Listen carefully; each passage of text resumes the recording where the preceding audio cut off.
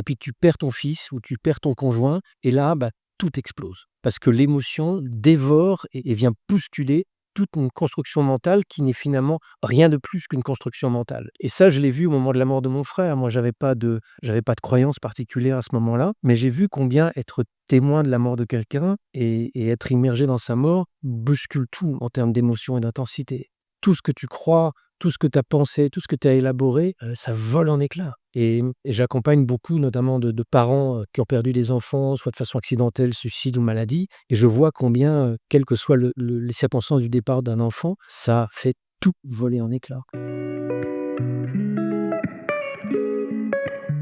Hello à tous, bienvenue sur Le Fil Média. On se retrouve aujourd'hui avec un nouvel invité et nous allons interviewer Stéphane Alix, qui est un super invité. Stéphane, est-ce que tu veux bien te présenter pour ceux qui ne te connaissent pas et nous en dire un petit peu plus sur toi? Bonjour, merci de me recevoir. Je suis Stéphane Alix, journaliste. J'ai 57 ans. Je suis journaliste depuis très très longtemps. La première partie de ma vie, j'ai fait du reportage de guerre et du journalisme d'investigation. Et puis, je me suis intéressé après ça à la question de la conscience, de la vie après la mort, des domaines plutôt d'ordre spirituel. Tout a commencé, ton histoire, par un deuil. Est-ce que tu peux nous en parler et nous dire, comment cette expérience-là a ouvert, les portes finalement dans ton parcours? Bah oui, il est important parce que c'est vraiment un élément déclencheur, la mort, les questions spirituelles, de croyances, et cetera. A priori, ça m'intéressait pas du tout. Moi, je faisais du reportage de guerre sur des questions politiques, géopolitiques, terrorisme, et cetera. Et puis, comme tu le soulignes, en 2001, j'ai perdu un frère dans un accident de voiture en Afghanistan, dans une mission, que je dirigeais. Et ce deuil a réveillé,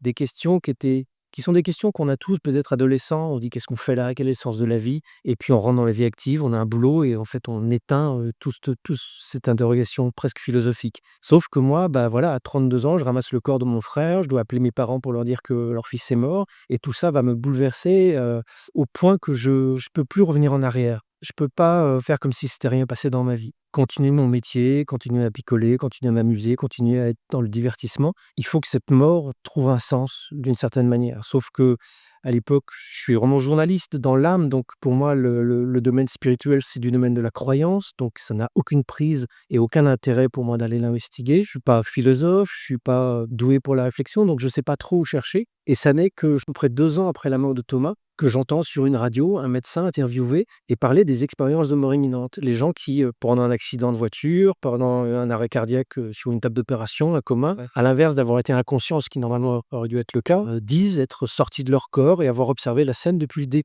le dessus, pardon.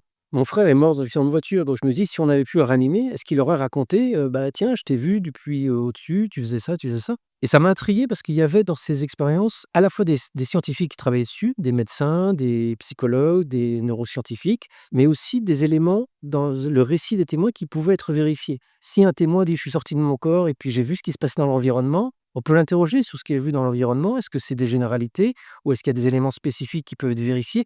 Donc j'avais tout d'un coup un fil rouge à tirer en tant que journaliste. Moi, je sais faire des enquêtes, c'est la seule chose que je sais faire en fait. Et voilà, et j'ai commencé à tirer ce fil rouge et à ma grande stupeur, j'ai découvert combien, on était, nous, dans notre société, complètement aveuglés par des certitudes qui ne sont en fait pas basées sur une, démonstration scientifique. Par exemple, nous sommes seuls dans l'univers, la conscience naît de l'activité du cerveau et quand le cerveau marche plus, il y a plus de conscience. Voilà, tout ça a l'air d'une évidence absolue. Pourtant, c'est complètement, non démontré scientifiquement. Pourquoi tu penses que, la mort est aussi taboue, dans notre société? C'est quoi ton analyse, sur le sujet? Ça fait peur et c'est un changement radical et je pense que l'être humain, il a peur du changement. Changer de boulot, changer de conjoint, changer de vie quand tout d'un coup il y a des trucs qui vont pas, mais on n'ose pas trop. On n'aime pas ça parce que le cerveau est vraiment, et ça je l'ai vu, j'en parle dans un de mes derniers livres, le cerveau est vraiment une machine qui te construit un espace de sécurité. Neurologiquement, on est fabriqués comme des mammifères qui se construisons une zone de sécurité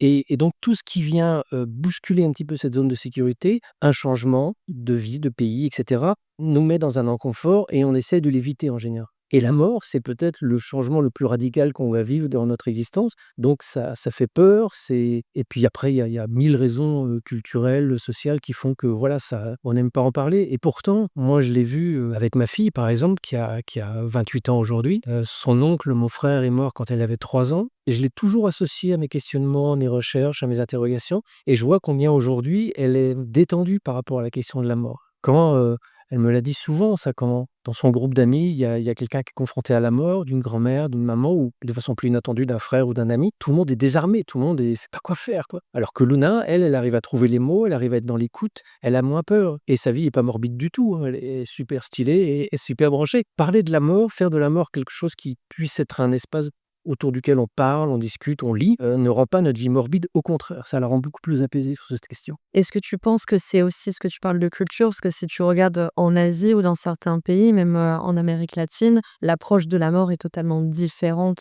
selon notre culture et notre société. Est-ce que si aujourd'hui on avait une autre vision de la mort, peut-être plus proche de ce qui se trouve en Orient, est-ce que tu penses qu'on aurait peut-être moins de tabous aussi en France ou même dans les pays européens, peut-être moins de tristesse par rapport à ça ou plus comme un cheminement ou une nouvelle vie aussi derrière pour ceux qui croient à la réincarnation et cetera? Mais est-ce que ça changerait peut-être, les mœurs et notre façon de voir cet «après la vie» entre guillemets? Sûrement, hein, je pense qu'il y a des endroits où culturellement on a une plus grande capacité peut-être à parler de ce sujet et à le voir de façon moins tabou. Mais en même temps, tu sais, pour avoir beaucoup vécu en Inde, par exemple, ces dernières années, je m'aperçois que les jeunes générations en Inde sont aussi déconnectées de leur tradition spirituelle que nous pouvons l'être nous-mêmes. Donc elles n'ont pas forcément de ressources euh, dans des croyances ou des cultures qui vont être plus ouvertes à la question spirituelle. Pour moi, il y a vraiment une différence entre tes croyances, tes pensées qui participent de ta construction mentale et l'émotion que provoque le départ de quelqu'un de proche. Tu peux avoir des croyances extrêmement ancrées en toi et avoir une pratique spirituelle très aboutie, et puis tu perds ton fils ou tu perds ton conjoint, et là, bah, tout explose. Parce que l'émotion dévore et vient bousculer toute une construction mentale qui n'est finalement rien de plus qu'une construction mentale. Et ça, je l'ai vu au moment de la mort de mon frère. Moi, j'avais pas de croyance particulière à ce moment-là, mais j'ai vu combien être témoin de la mort de quelqu'un et être immergé dans sa mort bouscule tout en termes d'émotion et d'intensité. Tout ce que tu crois, tout ce que tu as pensé, tout ce que tu as élaboré, ça vole en éclats. Et j'accompagne beaucoup, notamment de parents qui ont perdu des enfants, soit de façon accidentelle, suicide ou maladie. Et je vois combien, quelles que soient les circonstances du départ d'un enfant, ça fait tout voler en éclats. Donc je dirais, au-delà d'une différence culturelle, je pense que ce qui compte aussi, c'est comment est-ce que tes croyances, tu les inscris, tu les alimentes dans ton existence, en fait. C'est plus ça la chose importante. Par exemple, il y a une médium, tu sais, souvent j'ai entendu des parents qui m'ont contacté. Je me souviens d'une maman qui avait perdu son fils dans un attentat en France, qui était très inquiète à l'idée que son fils, du fait qu'il ait été tué dans un attentat, il s'y attendait évidemment pas, pouvait être perdu et égaré dans le monde de l'au-delà. Et j'ai posé la question à plusieurs médiums et ils m'ont tous répondu, et notamment une particulièrement été importante. Elle m'a dit: c'est pas tellement l'ouverture spirituelle qui va faciliter ou compliquer notre voyage de l'autre côté, c'est plus notre capacité psychologique, nos schémas d'activité psychologique. Est-ce que dans ta vie, là, terrestre, tu étais quelqu'un qui arrive à être très adaptatif à l'inattendu? Est-ce que au contraire, tu te noies dans un verre d'eau? Et c'est plus ça, à la limite, qui va être déterminant dans ton voyage dans l'au-delà plutôt que ta pratique spirituelle. Est-ce que tu vas tous les dimanches à l'église ou est-ce que tu pries tous les soirs? Tu peux prier tous les soirs, mais être extrêmement fragile dès lors qu'il s'agit de bousculer une petite habitude dans ta vie. Bon, bah, de l'autre côté, ça va être, voilà, ramer un peu, quoi, parce que ça va être un gros bouleversement de mourir. À l'inverse, tu peux n'avoir aucune pratique spirituelle, être complètement agnostique, mais être quelqu'un super dégourdi, que l'inattendu ne désarçonne pas, et en mourant, bah, ça va être, «Oh purée, mais c'est cool, en fait, je vis encore. OK, on y va et qu'est-ce que je fais? Comment je peux voir ça?» et cetera. Donc voilà, c'est un enseignement qui était important parce que je l'ai vraiment observé depuis des années, ce distinguo entre qui tu es vraiment et qu'est-ce que tu as développé, psychologiquement pas. Très intéressant, franchement, j'aime trop ce point de vue, ouais. Je pense que, en tout cas, mon point de vue, c'est qu'on a aussi trop dissocié la mort et la vie. Et on a l'impression que bah, la vie, c'est ça, la mort sera ça. Il y a une espèce de coupure au milieu. Et les deux choses ne peuvent jamais s'interférer. Or, la vie fait partie de la mort fait partie de la vie. Et on a plein de signes, enfin, en tout cas, moi, toi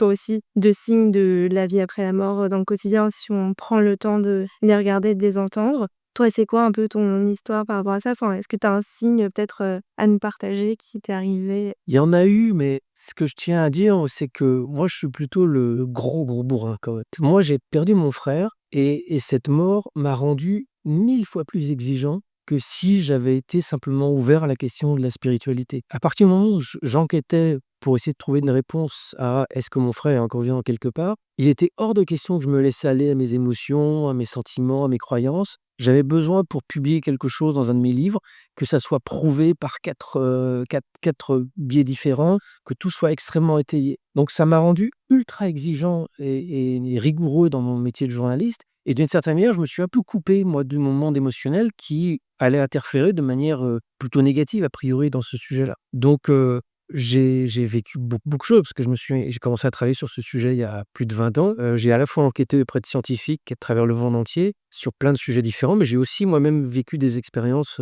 en Amazonie avec des chamans ou au Tibet avec des lamas. Enfin, je me suis vraiment intéressé à différentes approches spirituelles et il m'est arrivé de vivre, ouais, des choses, assez space, en Amazonie où pendant des cérémonies chamaniques, j'ai vu mon frère, j'ai envie de dire presque en chair et en os alors qu'il était mort depuis 8 ans et ce qui m'a convaincu que c'était vraiment lui, c'est pas tellement mon ressenti, c'est plus le fait qu'une autre personne qui était dans la même cérémonie que moi l'a vu aussi. Et là, je me dis: «OK, ouf, je peux délirer tout seul, je peux être défoncé, tout seul avec les trucs chamaniques, mais qu'une autre personne à côté voit la même chose que moi, là, on est dans un autre registre». Voilà, j'ai rencontré des centaines de témoins qui ont vécu des expériences de mort imminente, des contacts après la mort avec un défunt, des choses comme ça. Et ce qui m'a le plus frappé aussi, c'est quand on connaît pas le sujet, quand on le regarde de l'extérieur et que tu entends parler de quelqu'un qui aurait vu son fils après la mort, quelqu'un qui aurait vécu une expérience de mort imminente, tu te dis: «Waouh, ils délirent, ils confondent, ils sont dans le rêve, ils viennent de perdre quelqu'un, ils sont dans la douleur, donc ils s'inventent des machins». Et en fait, en tant que journaliste, moi, j'ai développé l'habitude d'interroger des témoins et en travaillant sur les témoignages liés à la vie après la mort, tu t'aperçois que la plupart des témoins sont des gens qui ont vraiment les pieds sur terre et des mamans, tu vois, que j'ai rencontrées, qui ont perdu leurs enfants. Je parlais d'une dame qui a perdu son fils dans un attentat. Elle l'a vu 10 jours après sa mort, elle l'a pris dans ses bras. C'est une expérience qu'elle a vécue la nuit, où elle a tout d'un coup vu apparaître son fils. Elle, c'est une femme extrêmement éduquée, avec vraiment les pieds sur terre, donc il y avait une part d'elle qui: «C'est pas possible, c'est pas possible, c'est pas possible» et puis une autre part d'elle qui voyait bien que c'était intensément réel ce qu'elle vivait. Et des témoins comme ça, j'en ai rencontré un nombre incalculable. Donc ça, au bout d'un moment, couplé aux études scientifiques sur les expériences de mort imminente qui te démontrent que le cerveau n'a pas fabriqué l'expérience que ces gens-là ont vécue et qu'au contraire, si la conscience était fabriquée par le cerveau, ces expériences, ils ne pourraient pas les vivre, plus plein d'autres choses. Je dirais qu'il serait complètement irrationnel de continuer à croire que tout ça, c'est des fadaises, ça ne veut rien dire et que la vie après la mort, c'est fini, il y a rien. L'irrationalité tombe de l'autre côté si tu continues à défendre cette hypothèse-là. Tu vois, moi, souvent, on me dit: «Mais oui, mais qu'est-ce que dirait quelqu'un de cartésien?» Je dis: «Mais je suis quelqu'un de cartésien, je suis intensément cartésien» et c'est précisément ce cartésianisme qui me permet d'affirmer, comme dans mon précédent livre, que la mort n'existe pas. Bien évidemment, si je meurs là, maintenant devant vous, vous allez être super emmerdés, vous allez avoir un cadavre et j'aurai pas d'interruption. Moi, je suis vivant en train de vous parler, j'ai un petit moment de bug et puis d'un coup, je continue à être vivant, mais de l'autre côté, en dehors de mon corps, il y a pas d'interruption. De mon point de vue, la mort n'aura jamais existé. Et ça, c'est vraiment important à dire et que c'est pas une croyance. Tu vois, c'est vraiment pas une croyance. J'ai envie de rebondir dessus parce qu'on parle vraiment, tu vois, de cartésien, de scientifique. Est-ce que pour toi, dans quelques années, on aura les réponses scientifiques pour expliquer de manière hyper concrète qu'en effet, déjà, on n'a pas toutes nos capacités en termes de cerveau qui sont développées, mais on est de plus en plus à s'ouvrir. On parle d'éveil, on parle de conscience. Est-ce que tu penses que dans les prochaines années, il va y avoir un avant, un après dans tout ce qui est holistique, spiritualité et surtout qu'on va pouvoir expliquer ça, entre guillemets, de manière scientifique et avoir cette nouvelle approche? Ouais, je pense. C'est déjà en route, hein. C'est déjà en route. C'est-à-dire que ce dont je parle dans mes livres, notamment La mort n'existe pas, c'est pas mes opinions personnelles après une retraite dans un coin perdu. C'est vraiment un examen, un état des lieux de ce que une partie de la communauté scientifique, pense et formule comme hypothèse autour de la question de la conscience à partir de ces expériences qui sont l'expérience de mort imminente ou autre. Donc il y a aujourd'hui, même, tu vois, pendant mon enquête, il y a quelques années, je me suis penché sur par exemple, la conscience, on ne sait pas ce que c'est. Les scientifiques ne savent pas ce que c'est. Ça, c'est peut-être un des plus grands mystères de la science aujourd'hui. Comment émerge la conscience? D'où elle vient? Cette question, elle était encore posée il y a quelques années. Qu'est-ce qui se passe dans le cerveau pour que la conscience émerge? Ça, c'était la façon dont la question était posée. Donc il y avait déjà un biais, parce qu'on supposait que la conscience émergeait de l'activité du cerveau. Aujourd'hui, ce biais, il a sauté. C'est-à-dire qu'il y a aujourd'hui des directeurs de laboratoires de recherche en neurosciences qui sont extrêmement mainstream, en Allemagne, aux États-Unis, qui sont en train de te dire il est plus du tout évident que la conscience émerge du cerveau. Il y a une relation entre cerveau et conscience, mais de quelle nature? On n'en sait rien et c'est pas du tout dit que cette conscience émerge parce que le cerveau a une activité cérébrale. Le parallèle, c'est un peu avec que tu pourrais voir, c'est avec une radio, une émission de radio. L'émission de radio, elle ne naît pas dans le poste de radio. Ça nous paraît une évidence. L'analogie est peut-être un peu similaire à ce qui se passe dans le cerveau. Peut-être que le cerveau, il a un rôle complètement différent avec la conscience qui serait plus un rôle de ce qu'on va appeler de réduction de champ. C'est-à-dire que la conscience est quelque chose d'immatériel, non affectée par le temps et par l'espace, dans le cadre de notre réalité, elle se réduit pour s'incarner et vivre dans un corps selon une identité, la tienne, la mienne, etc. Et que pour ça, le cerveau sert d'une certaine manière à condenser et être un champ infini pour en faire un individu interactif et adapté à notre monde. Et puis tout à coup, quand on meurt, le cerveau meurt, le cerveau stoppe sa réduction de la conscience et la conscience se réexpanse. Et c'est ce qui correspond à ce que disent les expanseurs de Voréminout, par exemple. Dès lors qu'ils ont l'arrêt cardiaque ou qui tombent dans le coma et qui ont près de conscience qui sont à l'extérieur de leur corps, ils décrivent tous le sentiment de «Ah, mais je me réveille, tout d'un coup je suis dans le réel en fait». Tout d'un coup j'étais dans le réel et là où j'étais dans mon corps avant, c'était, j'avais l'impression que c'était moi, mais c'est pas moi du tout, c'est juste un truc super étriqué. Et quand ils reviennent dans leur corps parce qu'il y a quelqu'un ou quelque chose qui leur a dit: «C'est pas le moment» et réintégrer leur corps, ils me disent encore hier, je parlais à un témoin, il me dit: «J'ai l'impression de rentrer dans une combinaison de plongée froide et mouillée, c'est étriqué, c'est douloureux». Donc ce trait important de dire qu'aujourd'hui, là, tel qu'on se parle maintenant, on a l'air d'être conscient et très réveillé et très lucide sur notre environnement. Imaginez-vous que ça, c'est 10 1%, 0,1% de ce à quoi notre conscience est capable d'accéder. Parce que là, on est enfermé dans notre cerveau qui mouline pour essayer de faire de nous des êtres à peu près adaptés à cette réalité. On est beaucoup plus que ça. Nous, on le voit par nos capacités extrasensorielles. Clara a de la médiumnité, moi j'ai de la clairsentience. Donc en fait, il y a des choses qui se sont développées dans notre vie. Et on a l'âge de ta fille, on a 28 ans toutes les deux, donc tu pourrais être notre papa.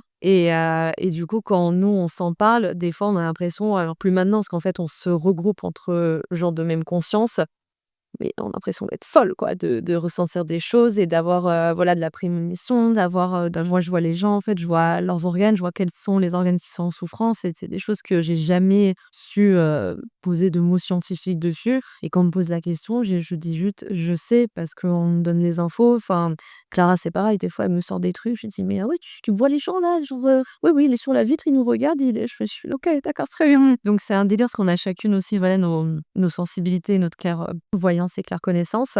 Au final, on est de plus en plus à avoir tout ça, surtout, les bébés qui arrivent. Moi, je le vois avec dans mes consultations parce que je suis naturopathe et un peu naturopathe farfelue parce que je parle de transgénérationnel, d'épigénétique, enfin, même de vie, antérieure et cetera. Quand les gens viennent me voir, j'ai des flashs. Mais des fois, il y a les enfants et je dis: «Ah oui, lui, il est éveillé, hein».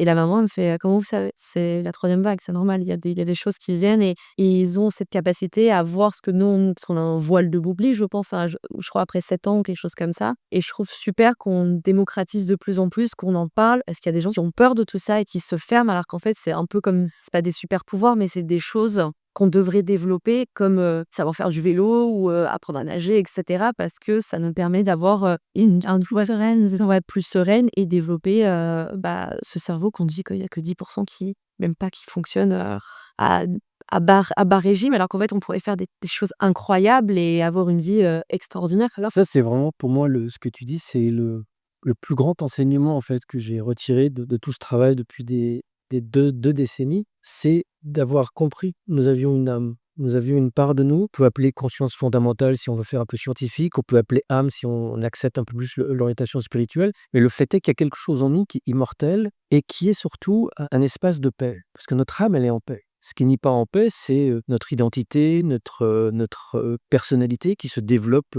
à partir d'un cerveau, d'une histoire biologique transgénérationnelle ou générationnelle. Et lui, il est porteur de traumas, de tristesse, de challenges, de déni, etc., etc. Quelle que soit l'enfance, quelle que soit la vie qu'on a eue, on vient chargé d'un certain nombre de défis. Mais notre âme, elle est d'une forme de pureté et c'est une ressource extraordinaire. C'est une ressource de connaissance, de stabilité, de paix intérieure. Et pour moi, peut-être le challenge le plus important de cette existence, c'est d'essayer de retrouver le chemin de son âme à travers il y a 1000 outils qui le permettent. La méditation est le truc le plus basique et le plus accessible.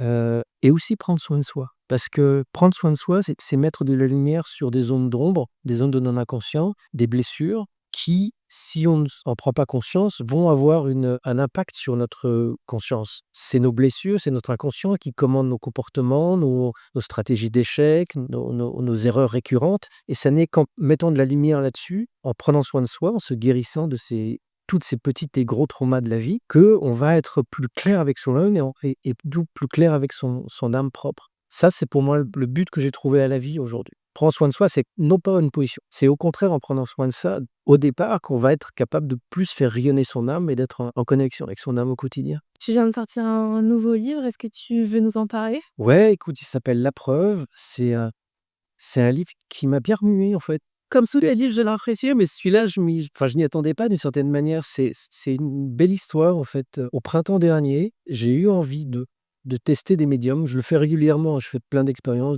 tout le temps. Il y en a certaines qui deviennent des livres, d'autres pas. Et là, en l'occurrence, cette expérience, elle n'avait pas vocation à être publiée au départ. J'ai voulu tester des médiums pour essayer de comprendre, de discuter avec ces médiums de jusqu'où on peut aller avec des médiums dans une enquête policière, par exemple. Et donc, je me suis dit, bah tiens, je vais les tester. Il y a 10 ans de ça, je les avais déjà testés quand mon père était mort. J'avais caché Isabelle dans son cercueil, puis j'étais allé voir des médiums. Bon, bah allez, parler avec mon père et prouver-le moi. Et là, en fait, j'ai voulu faire une expérience encore plus compliquée en partant de l'histoire d'une jeune fille qui a été tuée par son mari il y a 15 ans, Aurélie, et dont je ne sais rien. J'avais discuté avec le papa d'Aurélie il y a 6 ans de ça, 1 heure au téléphone. On parlait de son processus de deuil avec lui et son épouse. Donc je savais qu'il avait perdu une fille de façon violente, mais rien d'autre. Et là, je me dis, bah tiens, je pourrais partir du cas d'Aurélie, puis voir ce que ça donnerait. Donc j'ai appelé le père d'Aurélie, Pierre. Je lui ai expliqué que je voulais faire ce test. Lui, il a confiance en moi, il a lu mes livres et il savait que j'allais être respectueux de la mémoire de sa fille. Et il m'a envoyé de photos d'Aurélie. Je lui ai dit, surtout, ne me dites rien du tout. Je vais aller voir des médiums en étant moi-même complètement ignorant de qui était Aurélie. Je sais juste qu'elle a été tuée par son mari et que son mari s'est suicidé. C'est tout, c'est la seule info.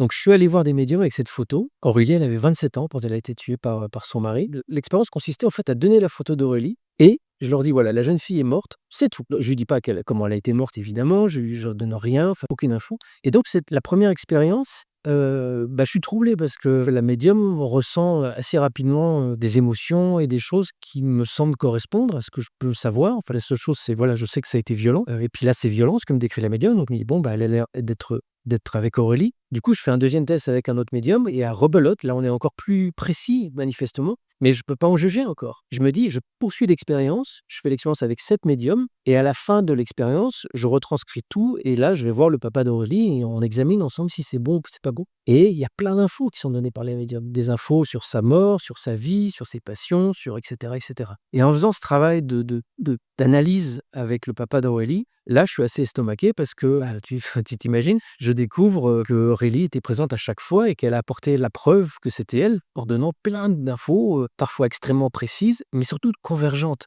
C'est ça qui est peut-être une des choses les plus bluffantes, c'est que tous les médiums, ils sont convergents dans ce qu'ils donnent. Il y en a pas un qui dit elle est morte d'une maladie, puis un autre qui dit elle s'est suicidée, puis un troisième qui dit il y a eu un accident de voiture.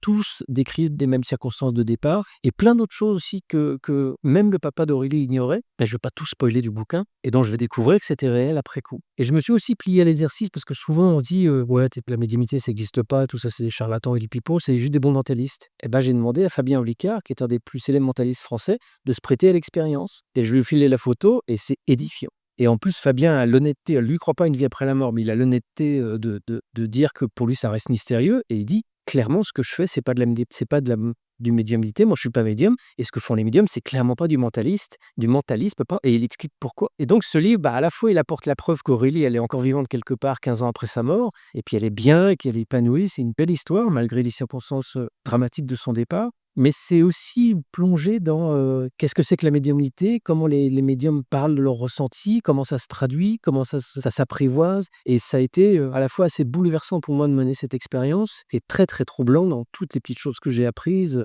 pour savoir jusqu'où on peut aller en fait avec cette perception et cette capacité extrasensorielle. Donc voilà, la preuve chez HarperCollins. Est-ce que tu dirais que chacun de tes livres te donne une clé peut-être de ton chemin ou de quelque chose que tu as à transmettre, enfin, t'apporte quelque chose sur ton chemin de vie? Ah bah oui, oui, oui, moi tu sais, tout ce que j'ai fait dans la vie jusqu'à aujourd'hui, je l'ai fait parce que j'étais appelé, je suivais des élans, j'avais envie. Et surtout, dès lors que j'ai commencé à m'intéresser à la mort, il y avait en plus de ça pour moi une sorte d'exigence, de sérieux, de rigueur. Et quand tu travailles sérieusement sur un sujet comme ça et que tu découvres, en faisant ton boulot de journaliste, au bout de simplement quelques mois, que toutes tes croyances, que soi-disant il n'y a rien après la mort, etc., elles s'écroulent, quand tu découvres qu'on a cette dimension spirituelle et que c'est extrêmement rationnel de le démontrer, quand tu découvres que tout d'un coup le monde est beaucoup plus vaste que ce que tu l'imagines, c'est extrêmement excitant. Donc effectivement, moi, après enquête, j'ai grandi, j'ai appris sur moi, j'ai guéri, j'ai retrouvé mon frère, j'ai retrouvé mon père.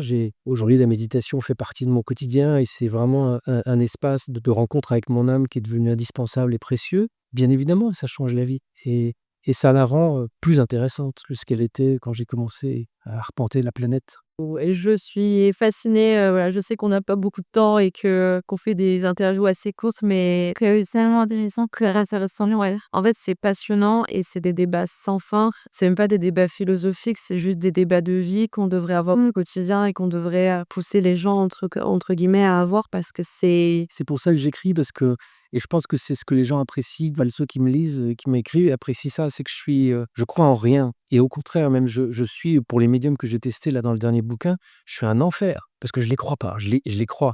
C'est-à-dire je sais que ce qu'ils font est réel, mais ça me donne pas pour autant, une absence de discernement et je suis ultra, exigeant. OK, prouvez-le moi. Quand vous me donnez une description d'Aurélie, je veux en avoir plus avant de croire que ce que vous me dites est réel. Pourquoi ce que vous me dites est réel? Et du coup, cette exigence-là, je la retraduis dans mes livres et je pense que, voilà, les gens qui, comme moi je l'étais avant de perdre mon frère, sont pas du tout envie de se mettre à croire à des trucs, se méfient de tout ce qui est un peu charlatanisme, ésotérique et bizarrerie, bah, ils trouvent dans ma façon d'écrire des éléments vachement rassurants parce que je suis pire qu'eux, en fait, dans ma résistance et mes doutes et cetera et du coup, malgré ces doutes et ces résistances-là, j'arrive à faire la démonstration de la réalité de tous ces phénomènes parce qu'il y a de la science dessus, parce qu'il y a la possibilité de le faire et du coup, bah, c'est bluffant. Enfin, moi, j'étais plus fait, c'est trop drôle parce que toi, tu utilises l'écrit pour expliquer et justement, non pas convaincre, mais voilà, argumenter. Moi, j'utilise ma voix. Et en fait, de manière, moi, je suis un peu assez à cheval aussi sur j'essaye de mettre du scientifique quand même dedans parce que j'ai mon côté qui est très cartésien également. Et quand j'explique en fait que le transgénérationnel a un impact, bah, je leur montre des faits scientifiques par des psychologues, par des psychiatres, et cetera, même des infos, parce que je veux non pas qu'ils y croient, mais qu'ils y mettent de la conscience pour se dire: «OK, why not? OK, c'est intéressant parce que cette fille, elle a pas l'air, farfelue ou complètement perchée, en train de fumer des joints», et cetera. C'est qu'à un moment donné, je pense que scientifique et je pense que tu es d'accord avec moi là-dessus, scientifique et spiritualité peuvent totalement cohabiter ensemble et pas être en opposition. Je sais pas si quelque chose à rajouter là-dessus? Ouais, moi, je vais te dire un truc en off après, mais du coup, je vais le dire là.